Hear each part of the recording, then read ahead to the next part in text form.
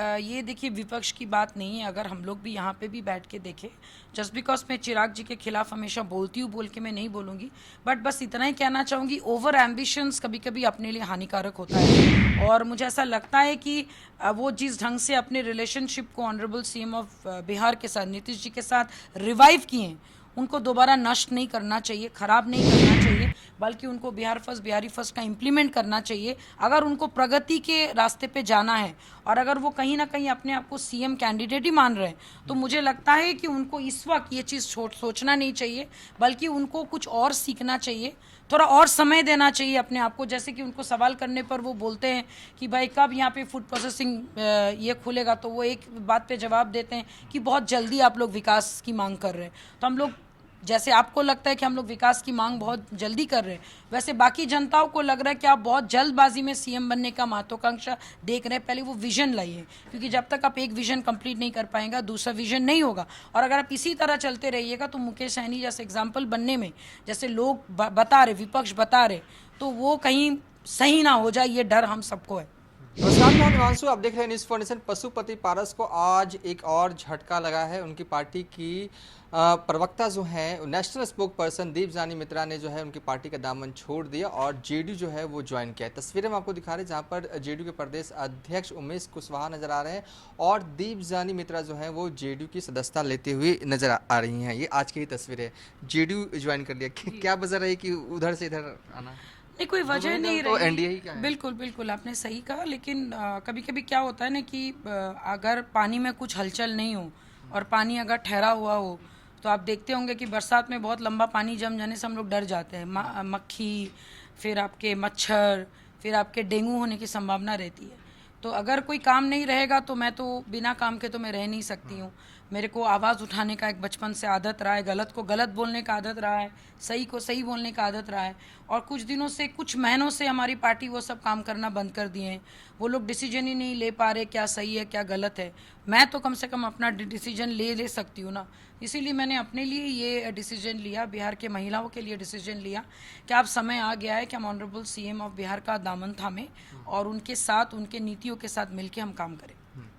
कहा जा रहा है कि 2-3 दिन में प्रवक्ताओं की लिस्ट आएगी, उसमें आपका भी नाम होगा। जी जी, बिल्कुल बिल्कुल। मैं तो चाहती हूँ कि और प्रखर होके, मुखर होके चीज़ों को बोलूँ। और विधानसभा चुनाव से पहले ये ज़रूरी भी था, जबकि बहुत सारे युवा बिहारी अपने आप को दावेदारी कर रहे हैं सीएम बनने का। वहाँ पे एक ही बात से हम उनको शांत करवा सकते हैं कि आप क्यों नहीं बन सकते हैं, और फिर से 10वीं बार हमारे ऑनरेबल सीएम ऑफ बिहार क्यों सीएम बन सकते हैं, उसकी पूरी रणनीति मैंने तैयार करके रखी है। बस सही समय का इंतज़ार कर रहे हैं। ठीक है, सही समय का। लेकिन आप इसको कैसे डिफेंड करेंगे? हर 2-3 दिन में जो है वो तेजस्वी यादव ट्विटर पर जो है वो क्राइम बुलेटिन जारी करते हैं। महिलाओं पर जो अत्याचार है बिहार में बढ़ा हुआ, इन सब चीज़ों को कैसे अगर डिफेंड? मैं सही बात बोलूँ तो अभी अगर हम रेट ऑफ क्राइम देखेंगे, अभी नंबर 1 के हाल फिलहाल पे सबसे ऊपर लिस्ट पे अगर कोई है तो वो दिल्ली है, उसके बाद आपका बंगाल है। मुझे समझ नहीं आता है कि बंगाल में इतने बड़ा कांड हो गया, कितना बार तेजस्वी प्रसाद यादव ने आरजीकर मेडिकल कॉलेज के जो आपकी पीड़िता है उनके लेकर वो कितना बार बोले हैं। मान रहे हैं कि अभी भी आपके महिलाओं के लिए अत्याचार कम नहीं होगा, लेकिन कम से कम नहीं हुआ है। लेकिन कम से कम इतना तो है कि अगर हम आसपास के स्टेट को अगर कंपेयर करें, इस वक्त बिहार सबसे सेफेस्ट स्टेट है। और हम लोग खुलेआम बहुत सारी ऐसा काम कर पाते हैं, देख पाते हैं, बड़े बड़े 5 स्टार प्रॉपर्टीज़ बिहार में खुल रहे हैं। तो कहीं ना कहीं the credit goes to honourable CM of Bihar. और जिस ढंग से उनके बगैर इस बार सरकार भी नहीं बनती पूरे भारतवर्ष में, और इस बार उन्होंने केंद्र के नीति में कितना बड़ा योगदान उन्होंने और नायडू जी ने मिलके किया है, मुझे लगता है कि उनको सिखाने की ज़रूरत नहीं कि क्राइम कैसे कंट्रोल करना है। और ऑनेस्टली सेइंग, तेजस्वी प्रसाद यादव जी के मुंह से क्राइम के बारे में बात करने का शोभा नहीं देता है। जिनकी पूरी पार्टी जो है वो क्राइम में डूबे हुए हैं, जैसे चाशनी की तरह हम लोग लड्डू को डुबाते हैं, वैसे वो लोग डूबे हुए हैं। तो उनके मुँह से ये सब ज्ञानबाजी शोभा नहीं देता है। बाकी हम लोग को पता है हमारे प्रशासन किस ढंग से काम कर रहे हैं और किस ढंग से चीज़ों को रास्ते पे लेके आना है, उस पर पूरी काम चल रही है। और ऑनरेबल सीएम के होते हुए मुझे नहीं लगता किसी भी महिला को कोई भी चीज़ के लिए डरने की या फिर भागने की या फिर माने किन्हीं के माने किसी के बात से बौखलाने की ज़रूरत है। अब बंगाल से बिलोंग करती हैं, बिहार में जो है वो काम कर रही हैं। आपको लगता है कि नीतीश ने बदला है बिहार? 100%, क्योंकि मैं जब आई थी तब आसपास के 1-2 मॉल्स तैयार हो रहे थे। बहुत सारे लोगों ने कहा था कि बिहार में बहुत सारे गलत चीज़ हैं, आप लंबा सरवाइव नहीं कर पाएंगे, लेकिन मैं 17 साल से बिहार में हूँ और मैं इस वक्त बिहार में अकेले रहती हूँ और मुझे बहुत गर्व है कि मैं चीज़ों को खुलेआम पब्लिकली अपने ओपिनियन रख सकती हूँ। हाँ, कुछ लोग हैं जो आपको बुली करेंगे, आपको, वो तो हर जगह है। आप देखिए ना, बंगाल भी तो एक महिला उस राज्य को चला रही हैं, कहाँ महिलाएं सेफ है? रोज रास्ते पे आप देखेंगे सैकड़ों महिलाएं पुरुष सब मिलके अभी भी वी वांट जस्टिस बोल रहे हैं। कम से कम ये हाल तो हमारे बिहार में नहीं है ना कि महिलाएं पुरुष सब रास्ते में अपने घर के बहू बेटियों के लिए पुकार मार रहे हैं और उधर में ऑनरेबल सीएम ऑफ बंगाल जो है वो बोलते हैं कि भाई कोई बात नहीं, अब तो चली गई, मैं 10 लाख रुपया तो दे ही सकती हूँ। कम से कम इस ढंग से प्रताड़ना तो यहाँ पे नहीं हो रही है ना।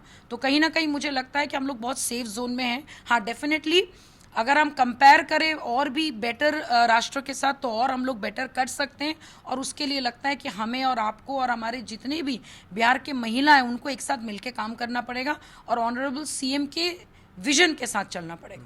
ठीक है, आप लगातार पॉलिटिक्स में हैं, आज ही जेडीयू ज्वाइन किया, लेकिन एक सवाल है, ये आखिरी सवाल होगा, अगर आप सवाल का जवाब देना चाहें तो दे दीजिएगा।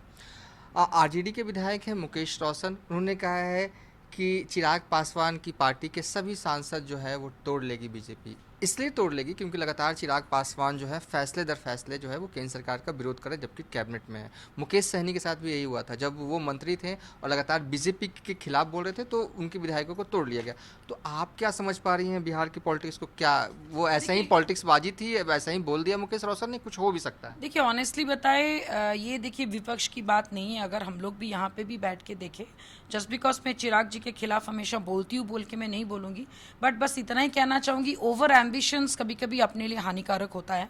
और मुझे ऐसा लगता है कि वो जिस ढंग से अपने रिलेशनशिप को ऑनरेबल सीएम ऑफ बिहार के साथ, नीतीश जी के साथ रिवाइव किए हैं, उनको दोबारा नष्ट नहीं करना चाहिए, ख़राब नहीं करना चाहिए, बल्कि उनको बिहार फर्स्ट, बिहारी फर्स्ट का इम्प्लीमेंट करना चाहिए। अगर उनको प्रगति के रास्ते पे जाना है और अगर वो कहीं ना कहीं अपने आप को सीएम कैंडिडेट ही मान रहे हैं, तो मुझे लगता है कि उनको इस वक्त ये चीज़ सोचना नहीं चाहिए, बल्कि उनको कुछ और सीखना चाहिए, थोड़ा और समय देना चाहिए अपने आप को। जैसे कि उनको सवाल करने पर वो बोलते हैं कि भाई कब यहाँ पे फूड प्रोसेसिंग ये खुलेगा, तो वो एक बात पे जवाब देते हैं कि बहुत जल्दी आप लोग विकास की मांग कर रहे हैं। तो हम लोग, जैसे आपको लगता है कि हम लोग विकास की मांग बहुत जल्दी कर रहे हैं, वैसे बाकी जनताओं को लग रहा है कि आप बहुत जल्दबाजी में सीएम बनने का महत्वाकांक्षा देख रहे हैं। पहले वो विजन लाइए, क्योंकि जब तक आप एक विजन कंप्लीट नहीं कर पाएंगे दूसरा विजन नहीं होगा। और अगर आप इसी तरह चलते रहिएगा तो मुकेश सहनी जैसे एग्जाम्पल बनने में, जैसे लोग बता रहे, विपक्ष बता रहे, तो वो कहीं सही ना हो जाए, ये डर हम सबको है।